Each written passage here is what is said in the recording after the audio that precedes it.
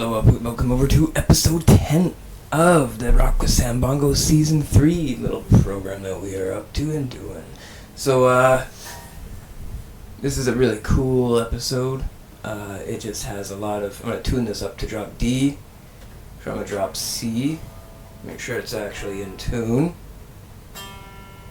Oh yeah, everything seems to be going quite well. Anyway.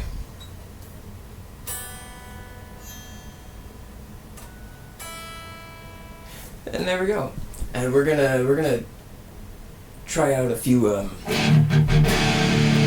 classic tones, and we're gonna play on a cool classic backtrack, and we're just gonna see what it does. I'm gonna open up Easy Drummer. We're gonna put on some cool hip hop drums. We're gonna put on some cool tight room stuff. We're gonna just try out some cool extra drum things, test out a few things, and hopefully it doesn't take up too much time. I won't talk too long. But again, welcome to the show, and I can't wait to get to the theory with you soon.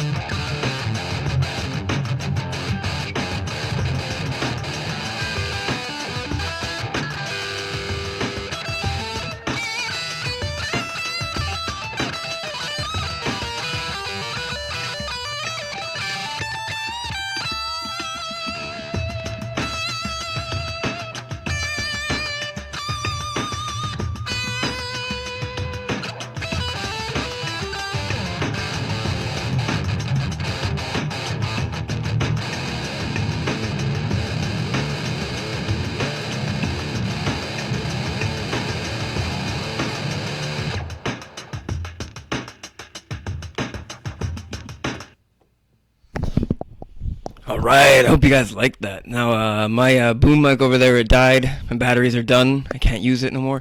But I do believe you can hear me through this one.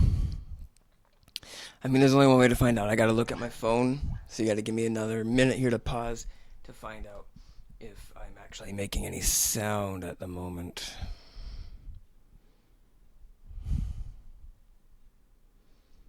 Jeez. It does this to me sometimes. It makes me sign back in.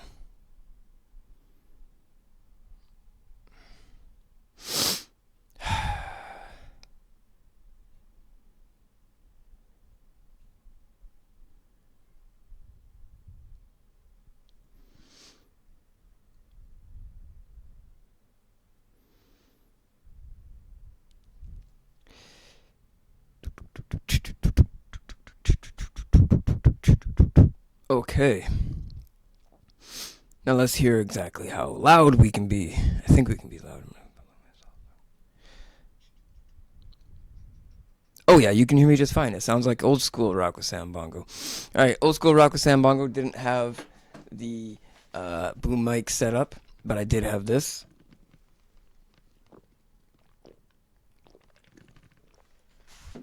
Switching now to original classic. And of course I'm gonna move over to using the easy drummer thing. Hang on. I never actually set it up.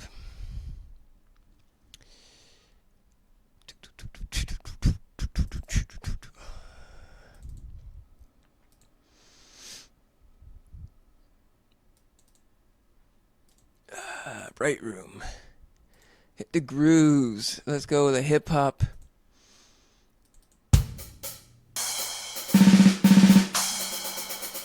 I think you can hit me. Turn it up a bit. Okay, let me see. What are we doing with?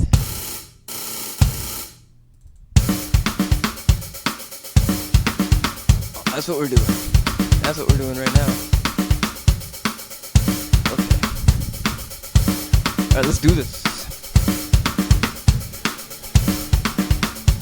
Listen carefully, everybody.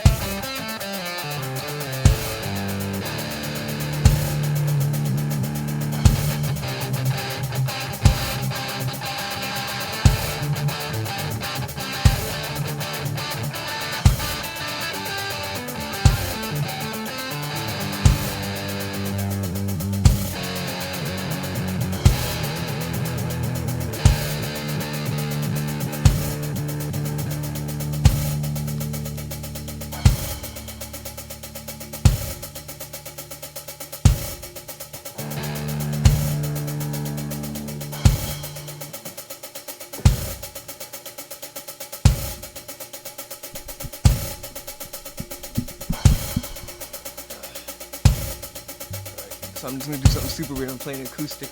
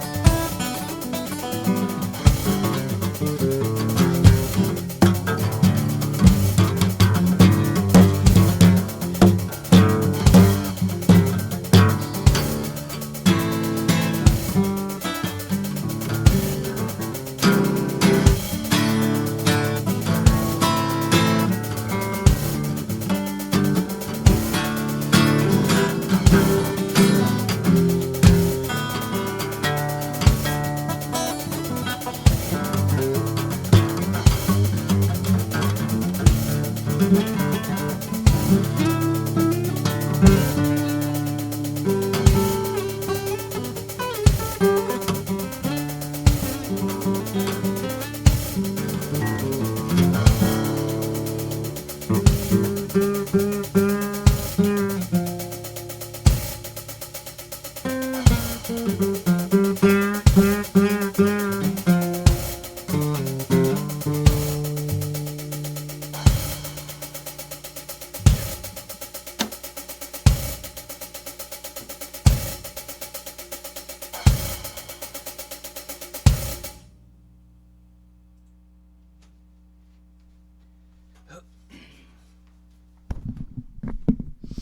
right. That feels a lot better now that we got the acoustic all riding up and like that. So anyway, that's our easy drummer. So with a real drum set, basically it uses a real drum set, right? That's what the concept of it is. A programmed drum that can sound like a real drum. Now what I got on my thingy here, right? I got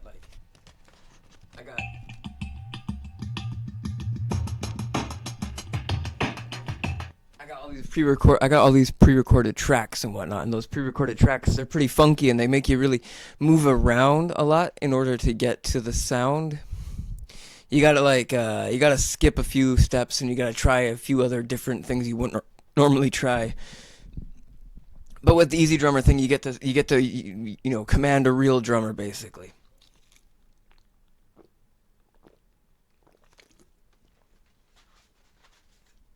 So with that being said,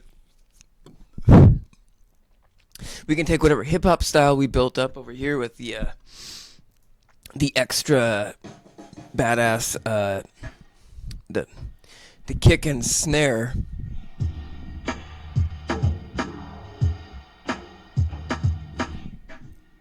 and we can transfer all that knowledge right over to the drum without any of the mental blocks of the added instruments, because it doesn't use any instruments other than the drum, right? They're all attached to it.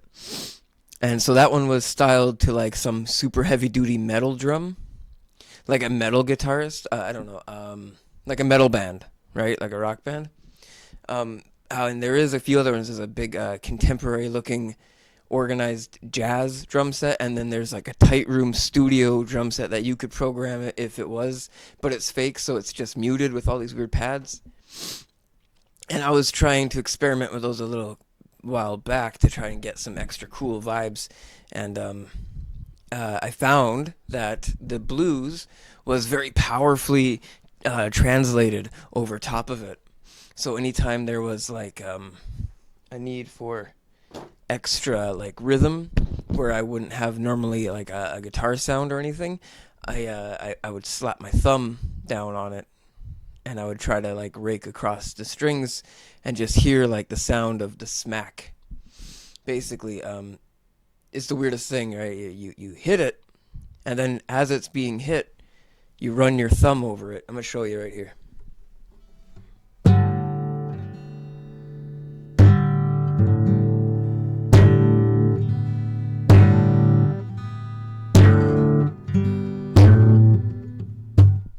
And it's like putting a haze right in front of you, and then it's like slowly sucking it away, and then putting like one really clear note somewhere, kind of.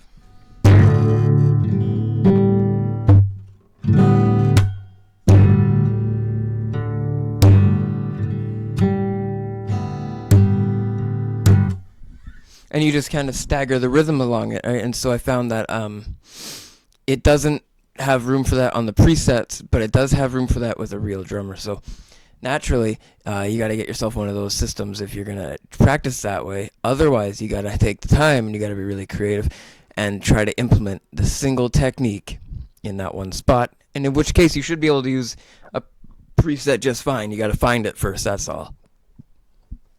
So hopefully you learned something new. And today has been going quite well for you, I hope. It's been going quite well for me. I don't know if this is going to be a short one or anything, but I want to play my guitar a bunch, so I'm just going to do that, because it turns out my acoustic guitar was feeling a little bit better than my electric at the moment for some reason. And anyway, all that being said, Guns N' Roses is coming to town this week for us in Vancouver, and I'm excited to go see them. I'll have to like take some pictures and show you and stuff like that.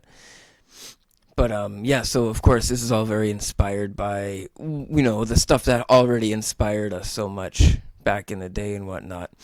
All those legendary rock songs that come up every now and again on the radio or something and tell you that you want to be something more than you thought you were trying to be and whatnot, right? make you think about it a whole different way and whatnot. Open your mind up a bit. Anyway, so with that being said, I'm going to move over towards here, and we're going to put on a certain backtrack that I like to use a lot, and we're going to let it out of the we're going to let the cat out of the bag for a little while, so to speak, air it out a bit, and then we're going to flip over to the music theory section to see if we can figure out something really quickly, and maybe after that we'll come back over here and we'll work something out. Let's see what goes on.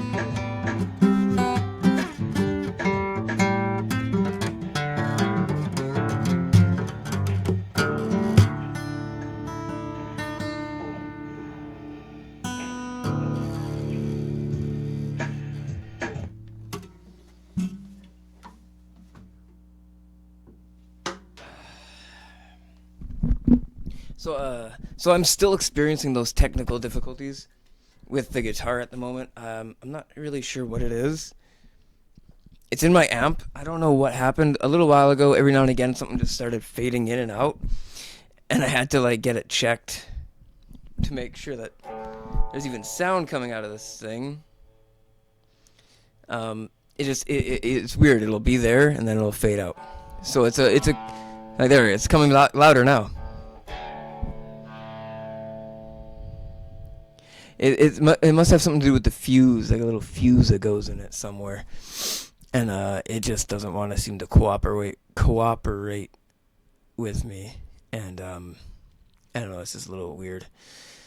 So anyway, I think that about does it for this episode of whatever I was doing. I only had to play about as much as I did there. I felt like I had a lot of things in my head that were like gonna go on paper sometime, but now they can kind of wait. It's okay. I was looking forward to being able to empty out my little data bank of whatever hip-hop demon we decided to summon. But until then, I'm going to see if I can play this out with our classic backtrack here that we started with, and then we're going to do some guitar theory, and then just a quick section of guitar theory, charge my camera up or whatever, and then we'll be back quickly to see if we can write something down on paper and remember how to do it.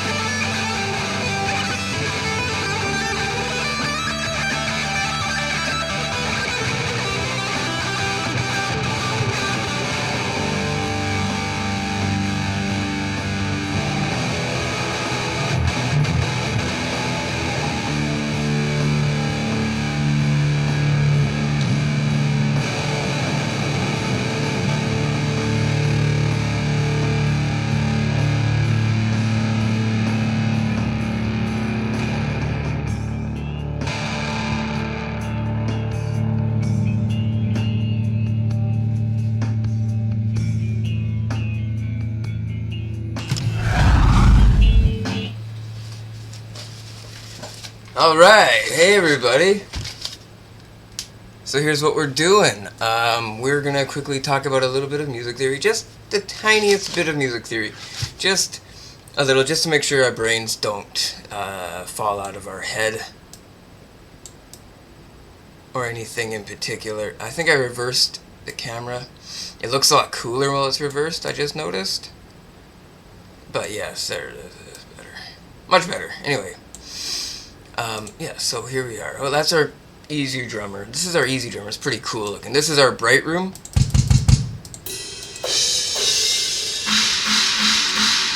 And then, of course, we have our main room.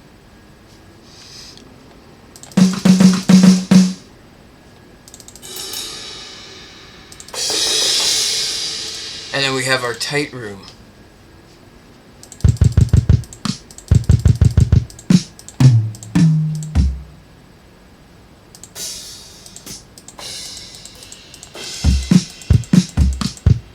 Okay, so that's what I thought was pretty cool about it, because it has a tight room. Now, so first of all, here we go. We're gonna take a quick look here. This is Vivaldi. Very cool. He's just hanging out. This is Johann Sebastian Bach. This is Mozart, looking cool. Still Mozart, still looking cool. We got our awesome picture of Beethoven.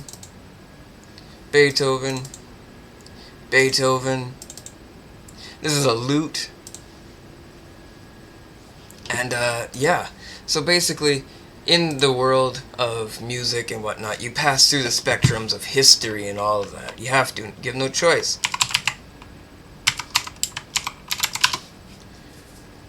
Gladiators. So, oops, that's the one with Russell Crowe. So these are gladiators, right? Totally brutal warriors of the emperor. Typically slaves or once heroic legendary warriors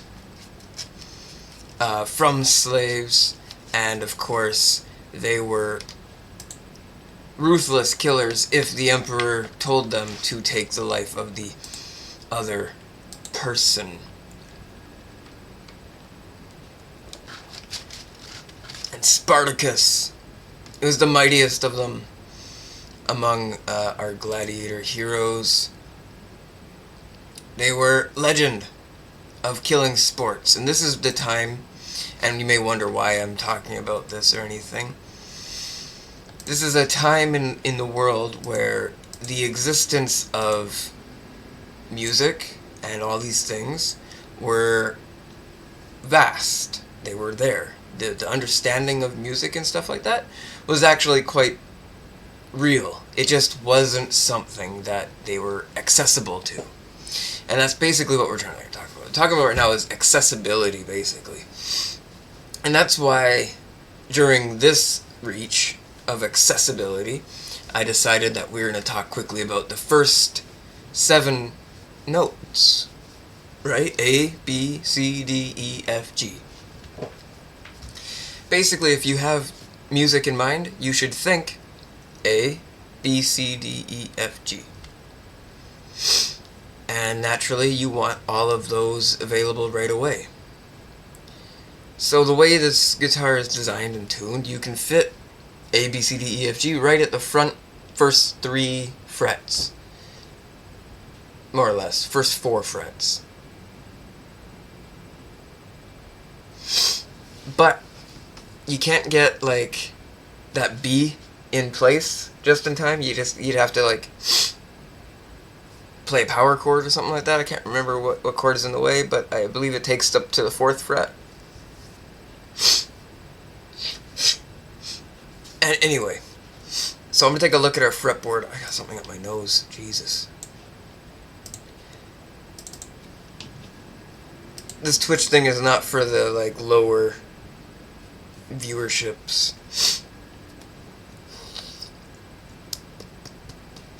I gotta sneeze.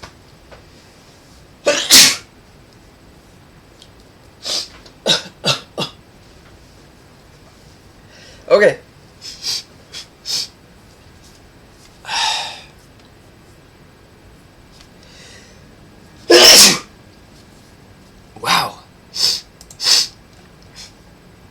So we have our fretboard.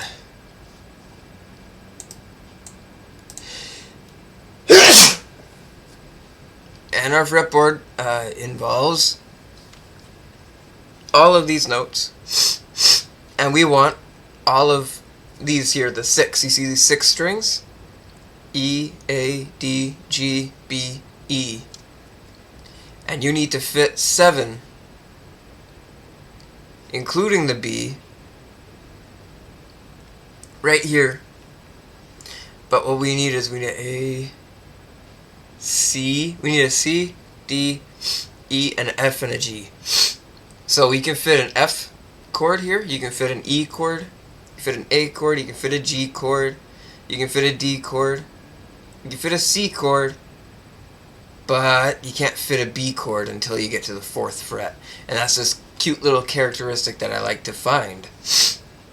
And the difference between 3 and 4 is literally the consumption of whether or not you reach all 7 notes on the fretboard. But the natural center tuning has only 6 strings, and there is a B string, and it is tuned down half a step to reach it. So the fashion is found in the instrument itself. The instrument itself contains the knowledge of all that is present in the music world. They're like, finally, let's make this thing. Now the reason for our gladiators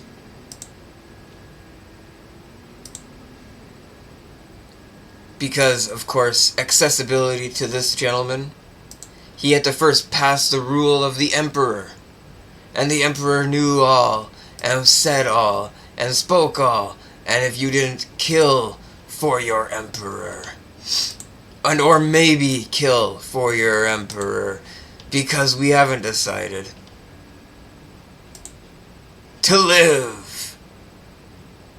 It is a fact that these were warmongering generations, and what they inspired to was music of a higher intelligence.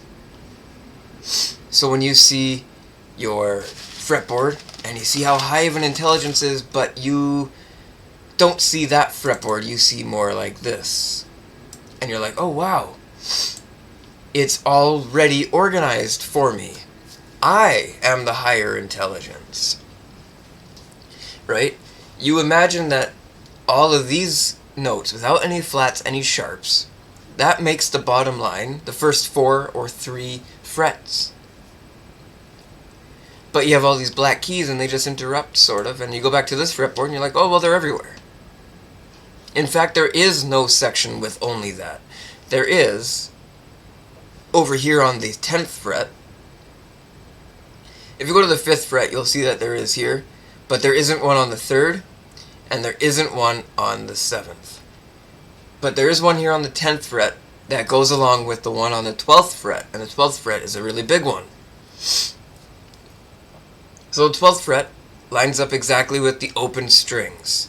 So basically 0 and 12 are your biggest version of that situation, right? And yet you have this giant block of about 4 frets, and that contains at least all 7, including a B, which is the second one, A, B, right? And the reason I say this is simply because those chords in that section, those are your major chords. Your major chords. Boom. Bright, big sound. Full design. Major chords. And yet, what you can find is you have major chords all the way up the fretboard with a bar finger and all 3 of these going, and you got major chords there too. But as we discussed earlier in other sequences of what we were speaking about, there is a major, major, minor, minor, major, minor, diminished. And so our first majors are right there, and our second majors are all up the fretboard. Now it's a little bit undefined, and it gives you the wiggle room to play with it. But that's basically what we're seeing, right? It's literally what it is. And of course there's minors. So where's the minor chords? Well, they're in there with those chords. So if you have a major, major, minor, minor, you gotta play those chords, the upper bar chords, and then you gotta go back down to those chords and play the minor chords, and then the upper bar chords in a minor. And then what do? You got another major and another minor, and then you have diminished. So all 7, but it reaches up to this weird point that is complicated, and that's where a complication gets. So of course we want that complication to exist, and that is why the guitar exists, basically, because if you're playing a piano, it's a little bit more complicated. That's one of the smartest instruments in the world, other than I think there's a woodwind instrument that's more complicated or something, because it has only one thumb, or has multiple thumb things on the back, like a saxophone or something like that. But so say you figure out all 7 of your lower fret chords, and you figure that each of those has a minor version and they're simple. You take one finger off, or you move it down half a step, or you play it down lower with only one finger missing. You got your chords, you got those. And then you move the whole sequence up a bit, and it doesn't quite fit. Something just so wrong about it. That's true, because when you go back to the fretboard, we're not going to do that, we're going to look at my face here for a minute. The fretboard isn't designed to contain a consistency along the fretboard, because it, on the bottom 4, moves at a different rate than the top 4 because there's a B string. So basically all I got to remember from this excerpt is, or excerpt, whatever, is that all 7, including the outlier of the B chord,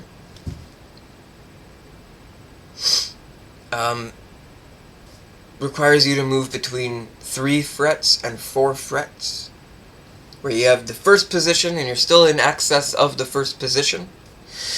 Just your B chord happens to land directly upon a few more physical, more mathematically designed entities of the musical theory. So A and B and the standard tuning and all that and whatnot, you may as well say it's actually a B standard. Now it's not a B standard, it's an E standard actually. An E standard required for you to find a B at this position.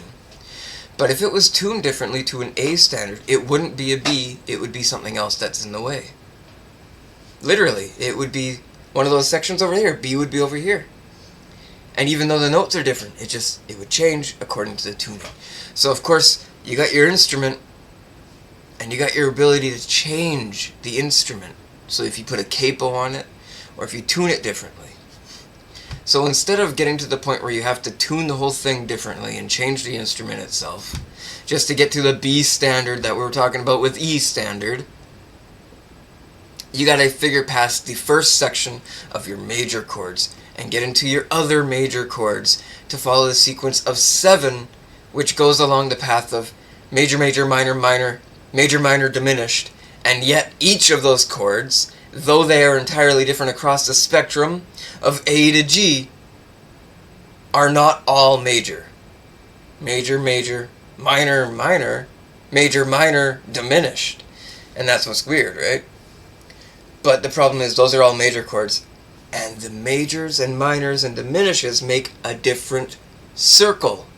A circle that patterns, cycles, and rolls along the fretboard in a perfect wheel that you might tweak just a bit to get to in a certain time, or fudge with an extra octave and harmony just to get the right tone, the right pitch, or the right tone, but not the right pitch, but at least get the chord played at that time it's supposed to be played at.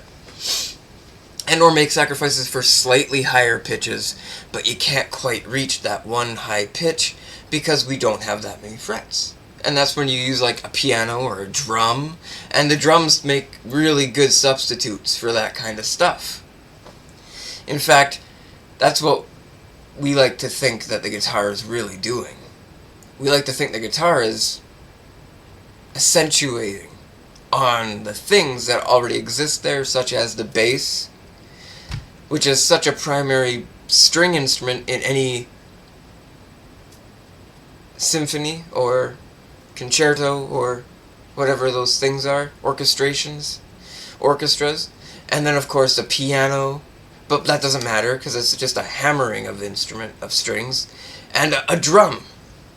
Finally, you only need one drum in one entire concerto. You only need one guy drumming. You can have 10 guys doing it, it'll be awesome, but you only need one guy doing it. And the drum is that thing. So anyway, that's what I was doing, right?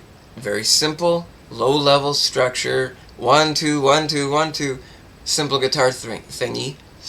And I stuck with it for a while, and it's starting to snowball even further if you've been following. But if you haven't been following, I did do that earlier. And it is a lower level section for what we were doing, where we have the major chords at the bottom of the neck, and we have major chords all along the neck, so that we can find a bar between the two, where the major and the other major are equal. And they're major, but they're equal to another major.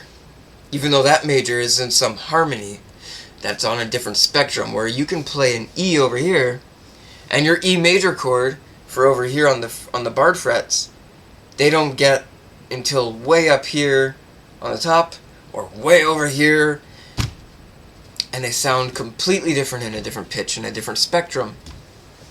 And if you were to add a 5th or a 7th or a 9th, you're asking for vast, huge mathematical change on things that you don't fully grasp or understand yet, because you don't know where the position of that is supposed to lead yet. And that's why you need your 7 at the bottom. But the problem with that is you have to first understand that there is only 7. And once you get to the 8, it's cycling back into the next octave and where a harmony is. And that harmony is a perfect way to describe whether or not you're on the next set of majors. So it is almost like a starter instrument, but it isn't a starter instrument at all. It's a guitar. It's totally the end instrument. It's the best thing in the world. But, of course, once you figure out where the minors are and stuff, and you start moving along and you get to the major minor, the quick one, or like where major 1 and minor 1, and you're like, oh shit, I gotta move quickly between a major and a minor all of a sudden, just to get to a diminished chord, where things start getting complicated. You'll start to wonder where your other major and your other major and your minor and your other minor are in sequence with it. And that's where if you add a 5th and a 7th or a 9th, what you'll find is they mathematically make sense also, and that cycle circles with the primary 7 that you have worked with at the very bottom, because the shape of the instrument, where all 7 are choked up here except for the 3 to 4 with the B, and as a standard that B goes down just a half fret or so, you're starting to understand. And that is why I bring up gladiators, because they were warriors, only they were transformed into sport.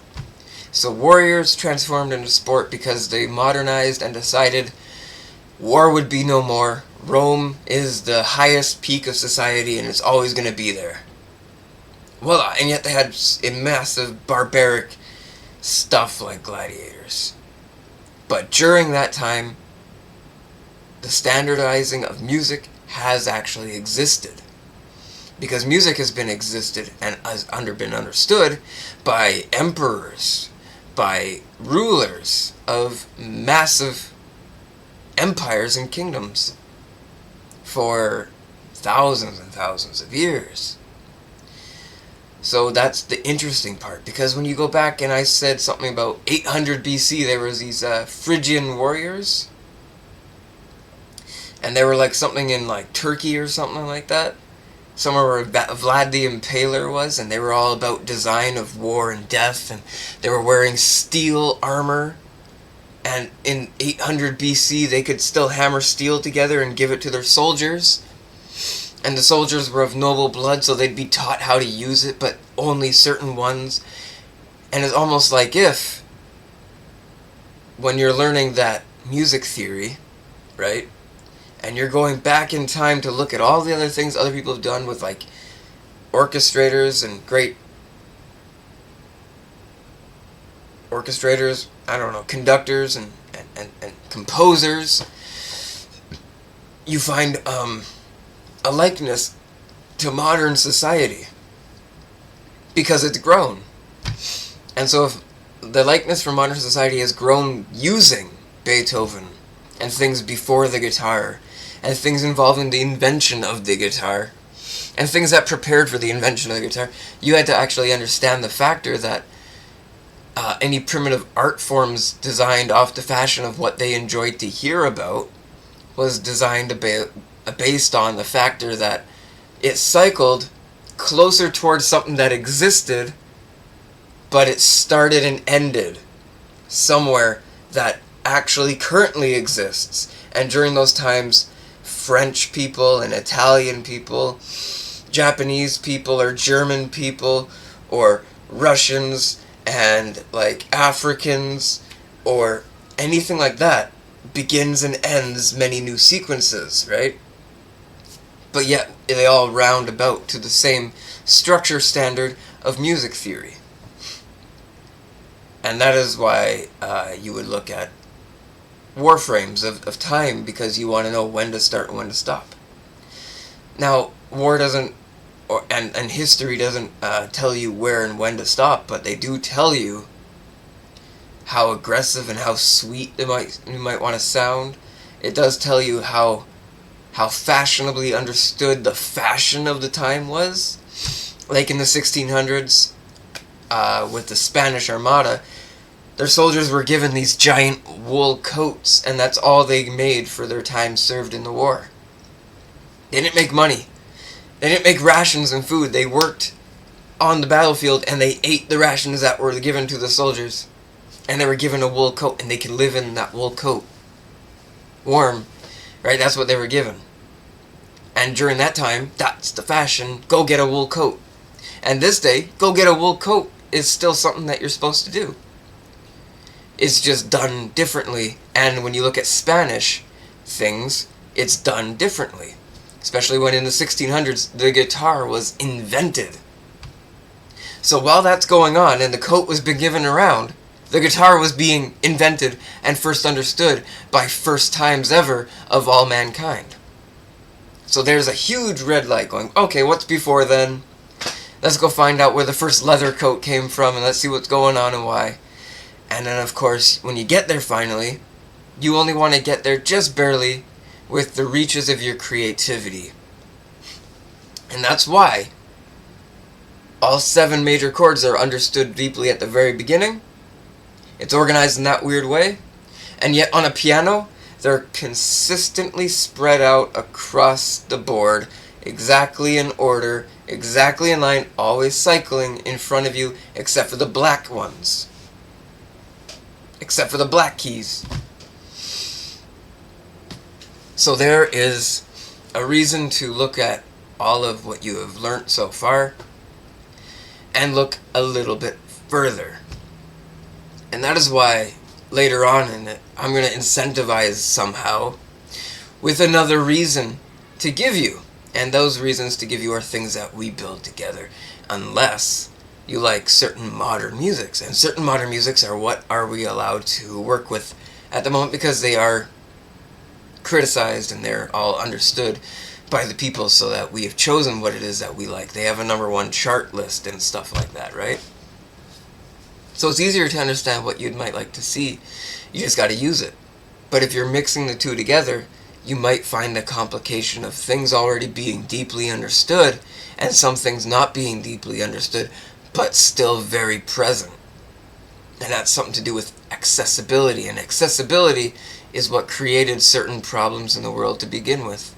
And now that there's a vast accessibility, the only part that isn't accessible is the part you choose to hold on to the longest and the most. So of course, undo and unlearn everything and relearn everything all over again as much as you like, because it can only fall apart to be rebuilt, just like Rome, just like the gladiators, and just like modern sports and whatnot. So anyway, that about concludes our lesson for today. We're going to head back over there. I think we're going to record a quick thing with Easy Drummer, and we're going to see if that makes anything cool And if not, maybe that'll end the episode as it is. And let's go on to it. See you guys soon.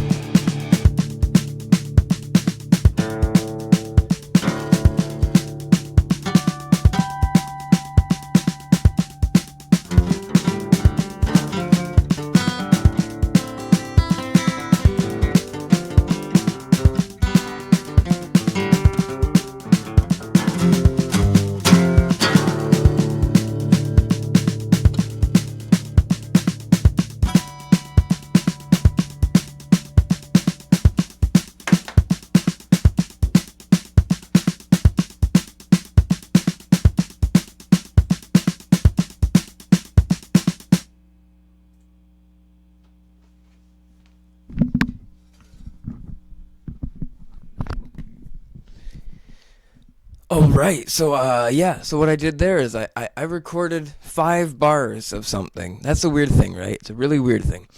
You want 4 bars, or you want 3 bars, but what I recorded was I put on my guitar here. I recorded 5 bars.